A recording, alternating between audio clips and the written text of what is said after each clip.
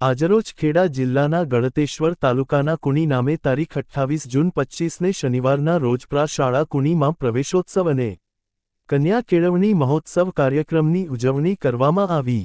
આજના આ કાર્યક્રમમાં WTPS થર્મલના શ્રી બી એચ ચૌધરી સાહેબ તથા લાયઝન અધિકારી તરીકે શ્રીમતી ફરજાનાબેન રૈયોલીવાલા મુખ્ય મહેમાન તરીકે ઉપસ્થિત રહ્યા હતા। તેઓશ્રીના હસ્તે આંગણવાડીમાં 12 અને બાલવાટિકામાં 32 બાળકોને પ્રવેશ આપવામાં આવ્યો। ગામના દાતાઓ તરફથી પ્રવેશ પામતા બાળકોને દફતર કીટ અને શાળામાં સરકાર શ્રી દ્વારા લેવામાં આવતી પરીક્ષાઓમાં પાસ થયેલ અને મેરિટમાં આવેલ બાળકોને ઇનામ આપી પ્રોત્સાહિત કરવામાં આવ્યા હતા।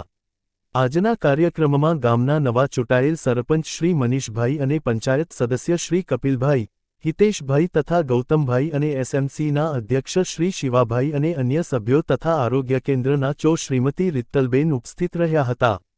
ગામમાંથી મોટી સંખ્યામાં વાલીઓ અને યુવાનો હાજર રહ્યા હતા। આજના કાર્યક્રમમાં નવા ઓરડાનું ઉદ્ઘાટન અને વૃક્ષારોપણ પણ કરવામાં આવ્યું હતું। એકંદરે આજનો કાર્યક્રમ શાળાના આચાર્ય અને સ્ટાફ પરિવારની ઉત્કૃષ્ટ કામગીરી અને આયોજનથી ખૂબ જ પ્રશંસનીય રહ્યો હતો અને કુણી નામની શાળામાં અભ્યાસ કરતા બાળકોના વાલીઓ મોટી સંખ્યામાં ઉપસ્થિત રહી આ કાર્યક્રમને ખૂબ સુંદર રીતે સફળ બનાવ્યો હતો। આમ શાંતિથી સાંભળજો। પ્રાણીઓ માટે એક કહેવત છે, ઊંટ મૂકે આંકડો અને બકરી મૂકે કાકડો, પણ બુદ્ધિશાળી ગણાતો માનવી કંઈ જ મૂકતો નથી।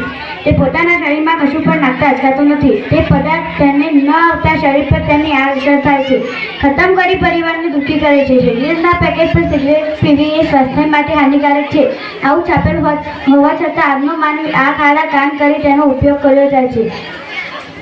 આપણા આંગણામાં બીજું કોઈ કચરો નાખી જાય તો તેની સાથે આપણે ઝઘડો કરીએ છીએ અને નાખવા દેતા નથી, પણ આપણા પવિત્ર જેવા શરીરમાં ગુટખા, તમાકુ, બીડી, સિગરેટ, દારૂ જેવા નશીલા પદાર્થોનું ઉત્પાદન કરવા પર જ આપણી સરકારે પ્રતિબંધ મૂકવો જોઈએ।